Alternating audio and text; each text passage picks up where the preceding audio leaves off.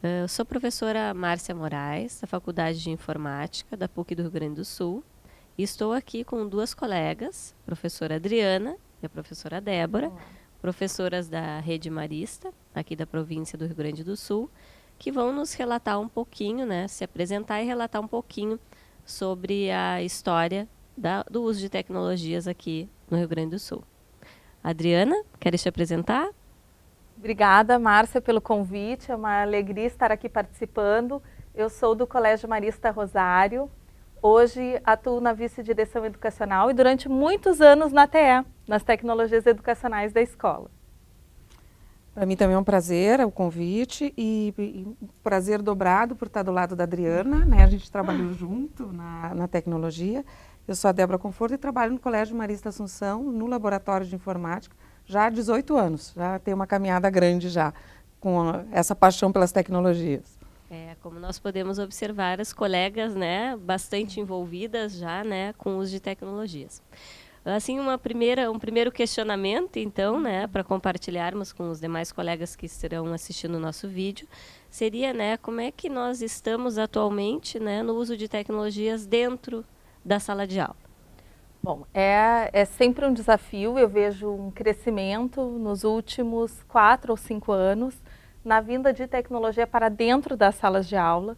Então, hoje, boa parte das nossas escolas, da nossa província, tem lousa interativa, enfim, computador, projeção, mas isso só não garante o essencial, que é a interatividade. Isso traz um elemento, traz uma atualização na forma como o professor apresenta os seus materiais, mas os estudantes relatam que eles desejam uma maior interatividade com esses recursos. Nós temos também, hoje eu vou falar pelo Colégio Rosário, essa situação, depois a Débora pode contar um pouco também da experiência dela, uma flexibilização na utilização de tecnologias por parte dos estudantes em sala de aula. Então, nós não dissemos a priori que é proibido ou permitido. Nós dissemos que cabe ao professor decidir junto com os alunos quando o uso de tecnologias é pertinente. Então, por exemplo, os estudantes estão preparando um material para a mostra do saber, uma pesquisa, estão trabalhando com línguas, com geolocalização. O professor pode solicitar que os estudantes tragam também as tecnologias que eles têm à disposição para compor aquele cenário de sala de aula. E hoje os estudantes têm muita tecnologia à disposição. Então, isso pode ser incorporado, sim, quando o professor assim discernir e achar pertinente dentro do espaço de sala de aula. E outra questão que nós estamos estudando também para fazer uma evolução para esse processo de sala de aula seriam novos portadores de conteúdo. Então, material digital, o livro em papel ou o livro dentro dos dispositivos. Para isso, a nossa intenção é realizar alguns pilotos, para ver como os estudantes realmente podem medir a aprendizagem com esse novo portador. O quanto facilita, o quanto complica para o estudante em diferentes faixas etárias usar o material didático em outro formato.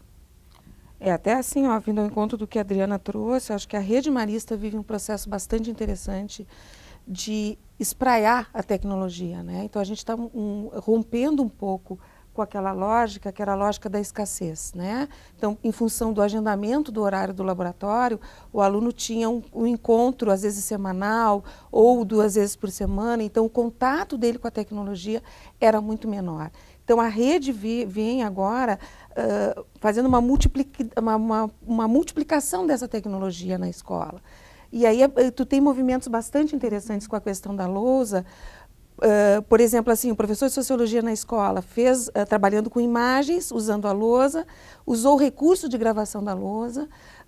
A partir daquela imagem, ele fez toda uma discussão, marcando pontos importantes, gravou e disponibilizou para que o aluno pudesse continuar em casa. Então, acho que a rede como um todo vive isso, que é super contemporâneo, que é tornar a tecnologia mais próxima do sujeito efetivamente, não demarcar horários de utilização dele. E no mesmo processo que o Rosário, o Assunção também está fazendo um estudo piloto, que a gente começa o ano que vem, com as duas pontas da educação básica. Com a educação infantil, com o uso do tablet, porque a gente já percebeu que a educação infantil tem muita dificuldade de trabalhar com essa estrutura de desktop, porque mouse para eles é uma coisa totalmente estranha, e a gente que tem filho pequeno, sobrinho, a gente vê que eles naturalmente trabalham com aquela tecnologia, porque o dispositivo de entrada é o dedo, que lhe é familiar. Sim, claro. E na ponta está a mesma discussão que é em questão desses dispositivos para conteúdo. Porque a gente não pode ter o discurso contrário de tu ver dos alunos colocarem, como a Adriana trouxe, a questão da interatividade, do conteúdo mais pontual, mais flexível, e ainda a gente continuar com conteúdo, com conhecimento estático, cristalizado no livro didático. Então, a gente está nessas duas pontas, mas também com essa mesma preocupação que a Adriana trouxe, da gente fazer um estudo piloto e ver em que medida isso impacta o processo de aprendizagem, porque a gente não está para comercializar a tecnologia. O nosso produto é aprendizagem, é isso que nos move, é isso que faz com que a tecnologia tenha esse adjetivo de educacional, né? Claro, com certeza, né? Sempre a importância do uso pedagógico, né? Seja do dispositivo móvel, seja do desktop, o que ele pode contribuir, né? No processo de ensino-aprendizagem. Nesse sentido, já que tu mencionou os laboratórios, né, Débora, como é que a gente vê, as escolas estão entendendo isso, né? A gente tem aquele laboratório físico, estático, onde os alunos têm que agendar e têm que ir lá. Frente a esses novos dispositivos móveis que a gente tem, muitas vezes os alunos já têm esses dispositivos, né? Como a Adriana bem colocou, o professor pode solicitar para o aluno, na próxima aula teremos um trabalho em grupo, tragam seus dispositivos para dinamizar essa aula, né? Como é que ficam, então, como é que vocês estão enxergando, né, o uso dos laboratórios fixos, digamos assim, né, dentro das escolas? Eu acho assim, ó, com esse novo desenho, até conversando com o Silvio, que é o nosso gerente de TE aqui na província, a gente percebe assim, ó, que aquele agendamento do laboratório, simplesmente para consulta, para navegação, isso diminuiu bastante, né?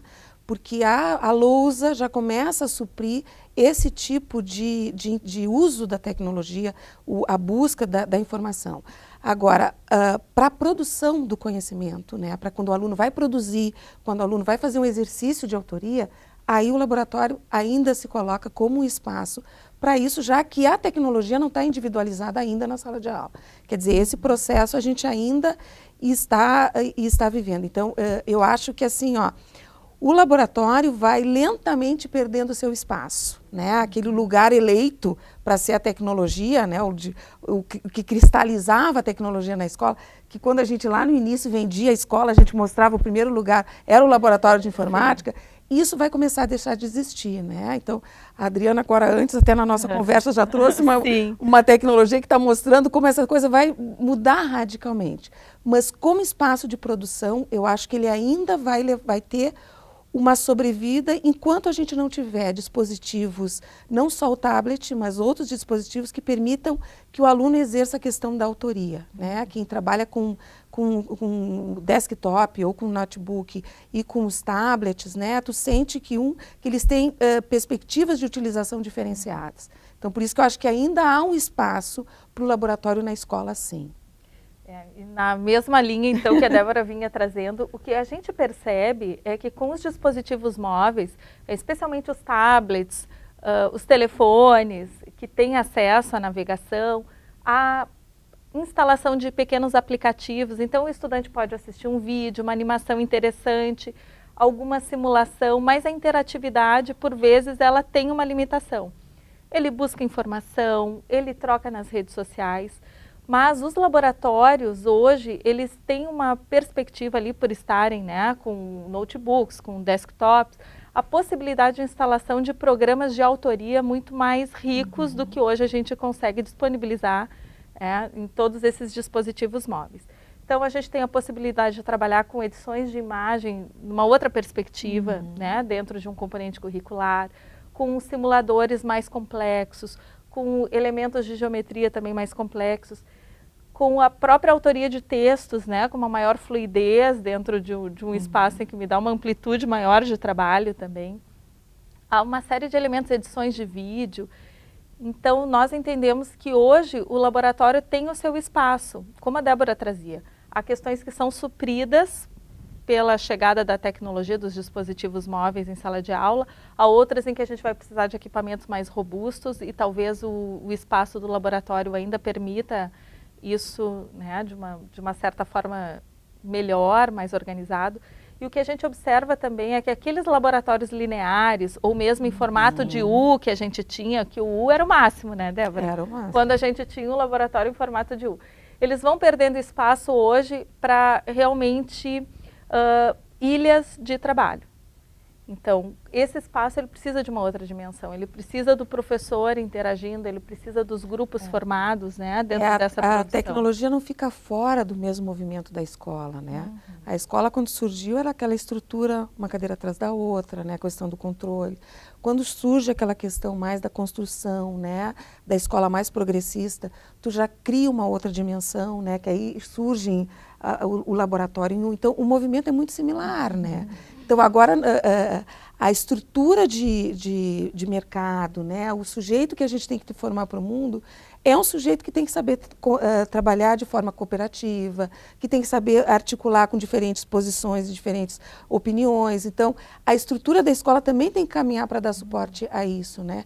E isso a gente vai lentamente conquistando também pela tecnologia. A tecnologia não está fora desse mesmo movimento. E assim, pegando gancho com algumas coisinhas que vocês falaram, né? A Débora comentou do professor, né? Que usou a lousa, gravou o seu vídeo e depois disponibilizou para o aluno. E a Adriana, a questão, né? Dos alunos também se comunicarem nas redes sociais. Então, a gente vê também um movimento para o além, né? Além da sala de aula, além do espaço da escola, né? Seja dentro da sala de aula, seja no laboratório como um espaço adicional. Como é que vocês, então, estão vendo isso, a questão até do uso do Moodle, né, que nós já usamos na universidade, como é que ela tem sido utilizada nas escolas? Então, a Rede Marista disponibiliza para todas as suas escolas o Moodle e é uma ferramenta muito utilizada aqui na nossa província, na educação básica. Eu vejo também dentro da minha escola, já nos anos iniciais, alguns movimentos, mas os anos finais do fundamental e ensino médio, com todos os componentes lá representados, com os professores disponibilizando materiais de sala de aula, material que eles utilizaram na lousa para os seus estudantes poderem retomar, estudar. Também atividades que preparam para os estudos de recuperação, para os alunos que querem ir além. A gente faz sempre esse cuidado também, ao mesmo tempo que nós estamos preocupados com aquele aluno que tem fragilidades, que ele possa retomar seus estudos, nós também temos que oferecer recursos, né, para o estudante que tem um bom desenvolvimento, que quer ir além. Então, é um espaço para isso. Vejo que é um espaço para entrega também de trabalhos, é um espaço que os estudantes consultam, que eles buscam também uma certa interação com seus professores. O estudante hoje tem essa necessidade, né? Ele já rompeu a questão do tempo, do horário, do local geográfico, e o ambiente virtual traz esse cenário também. Além do Moodle, que é muito utilizado, nós percebemos também que as turmas criam os seus espaços em redes sociais, criam os seus grupos, ou no próprio WhatsApp, a gente estava conversando aqui, né? Então, eles se comunicam com muita fluidez do que está acontecendo na escola, como é que a gente vai se organizar para fazer um trabalho em grupo, como é que a gente vai estudar. Há professores, e nós também não fazemos uma restrição, nós orientamos alguns cuidados nesse relacionamento apenas fora do horário, por redes sociais, mas há professores que criam grupos com seus estudantes, que passam informações adicionais também em outras redes sociais. O nosso grupo de voluntariado é um que se organiza totalmente pelas redes sociais, PJM, é uma linguagem muito jovem e nós precisamos nos apropriar dessas linguagens. Eu gosto muito de uma fala que já tem mais de uma década, que é do Perrenot, mas ele diz no livro sobre as 10 novas competências para ensinar, nem tão novas mais assim, né? Mas a 8ª é o uso de tecnologias e ele traz que o professor deve conhecer as tecnologias para discernir quando utilizar ou não e não deixar de utilizá-las por desconhecê-las.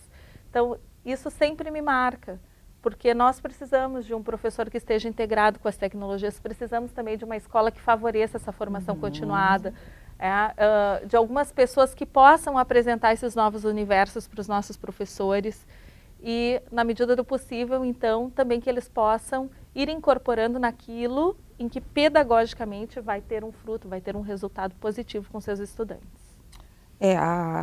Eu acho que isso é um diferencial que a rede tem em relação às outras escolas, que é essa possibilidade de tu aproximar essas ferramentas, esses recursos da educação à distância dos alunos que estão em formação. Então, esses alunos, eles têm um perfil diferenciado quando eles chegam na universidade, porque esses recursos, para eles, são naturais. E eu vejo ainda duas possibilidades, assim, ó, que justificam a gente ter esse tipo de ambiente na educação básica. O primeiro é tu trabalhar com eles na perspectiva da cultura da participação, né? Eu acho que o cenário sociosocial, ele é múltiplo de possibilidades que tu tem de participar, né? Tu entra no YouTube, tu tem um espaço de comentário, as manchetes de jornais, então tu tem sempre um espaço, um convite à tua participação.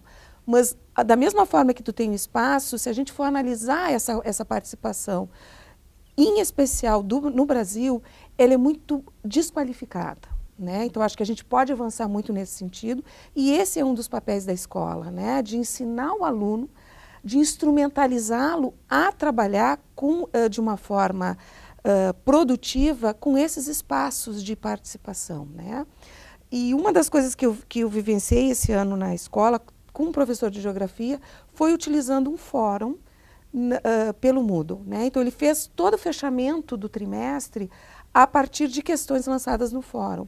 E os alunos vibraram com a possibilidade, e depois eu peguei o relato depois deles da avaliação da atividade, dessa possibilidade dele ter o tempo de estruturar o pensamento para poder registrar, dele conseguir ouvir a opinião do colega, que normalmente naquele tumulto da sala de aula, eles dizem muito isso, que ou se constrange, ou por inibição também não fala. Então, isso é uma coisa muito importante. E uma outra coisa que eu vejo bastante significativa do uso desse tipo de plataforma, desse tipo de recurso na educação básica, é essa ação pedagógica, né, de tu usar o fórum, o repositório, os espaços de sala de entrega, e da mesma forma como a Adriana colocou, desde da educação fundamental até o ensino médio, isso para eles é uma linguagem tranquila nas nossas escolas, né, não é uma novidade, eles não se assustam com isso, como normalmente a gente percebe com o universitário, né, que está tendo contato com ela a primeira vez. Mas tu usar esse espaço também para a tua gestão pedagógica. E esse a gente fez um movimento que a gente já tem há bastante tempo, acho que uns 5 anos já na escola, de tu ter um espaço para o professor também. A gente tem o Moodle do professor. Então, lá no Moodle do professor, esse ano eles têm links de páginas do Facebook, onde tratam de matemática, de português, de física, para eles também irem se abastecendo, porque a gente também tem que abastecer o professor. E a outra disposição de material, toda a discussão que a gente tem feito em cima de matrizes, os professores têm se abastecido também muito nesse espaço. E esse ano a gente fez um processo, e as matrizes estão nos movendo muito a isso, né? Da gente pensar a nossa avaliação, a gente pensar a metodologia de sala de aula, que não podem ser a mesma de antes, né? E quando a gente está trabalhando em cima de habilidades e de competência. Então, a gente abriu para os alunos um fórum em que eles opinassem como eles pensavam os estudos de recuperação, que projetos de enriquecimento cultural eles apontam como necessários e como viriam ao encontro do que eles estão pensando para agora, para esse momento. E foi extremamente significativo. Eles colocam, né, que... tem uma fala de um aluno de 3º ano, assim, ó, por mais que venham novidades pedagógicas, os alunos é que precisam ser ouvidos. Eles é que têm que ter o poder da palavra para eles disserem, não, isso para nós é interessante e não de outra forma. Então, eu sou extremamente apaixonada pela educação à distância. E eu acho que é de extrema importância a gente trazer esse tipo de recurso para abrir outros espaços. Fora isso, uma das coisas que eu acho bastante interessante, que a gente tem usado muito na escola, são as videoaulas. Não só tu te aproxima do estudante, daquele perfil, daquele estilo de aprendizagem que ele tem, mas ele também tem a possibilidade de, em casa, de uma forma mais tranquila, parar, retomar aquele conceito ou aquela aula que foi vinculada. E esse é um movimento que a gente, pela lousa, a partir dos instrumentos de gravação, a gente não só está usando as videoaulas que já estão disponíveis na rede, mas fazendo com que o professor também seja autor dessa tecnologia e desse meio. Então, eu acho assim, ó, que a gente tem um recurso em mão pelas ferramentas de EAD, de trabalhar essa dimensão e de formar esse nosso aluno de uma forma mais plena, né? Não só de conteúdo, né, que é importante, mas também de habilidades para ele poder interagir nas coisas que estão postas no mundo. Bom, pela nossa breve conversa, né, já conseguimos ver que existem várias iniciativas sendo realizadas, né, num âmbito mais micro da sala de aula e um âmbito também mais amplo, né, envolvendo tanto o aluno quanto o professor, né, de fundamental importância, né, questões de colocar links, materiais para o professor também se capacitar, ter a sua formação continuada, né, e os alunos também poderem ir além da sala de aula, serem protagonistas, trabalharem em rede, conceitos bastante importantes para a atualidade. Nós esperamos, né, que essa nossa conversa, né, sirva, então, como um ponto de partida para as discussões que teremos futuramente no nosso primeiro Fórum de Tecnologias Educacionais Maristas. Gostaria de agradecer a Débora e a Adriana, né, por essa participação. Não sei se vocês querem colocar mais alguma coisa. Eu quero agradecer a oportunidade, desejar que o evento seja um sucesso. Aqui nós conversamos assim da pontinha do iceberg, né, Débora? Eu fico com vontade de conversar muito mais sobre isso e eu imagino que o fórum seja o espaço especial para que esse diálogo de fato seja aprofundado, né, e dali emerjam uma série de possibilidades que retroalimentem as nossas escolas. Muito obrigada pela oportunidade, obrigada, Débora, igualmente, pela possibilidade de interação, Márcia. Também agradecer assim, a possibilidade de encontrar a Márcia e a Adriana, que é sempre muito importante assim, e prazeroso, e desejar sucesso para o evento, né? E da mesma forma como a Adriana colocou, a gente está aberto, né, para, quem sabe, funcionar como laboratórios para o que vocês estão pensando e projetando, né? E que a gente está sempre aberto para discussão e para, quem sabe, novas aprendizagens que possam surgir a partir daí. Um prazer muito grande estar aqui com vocês agora. Tá bom, muito obrigada. Até breve.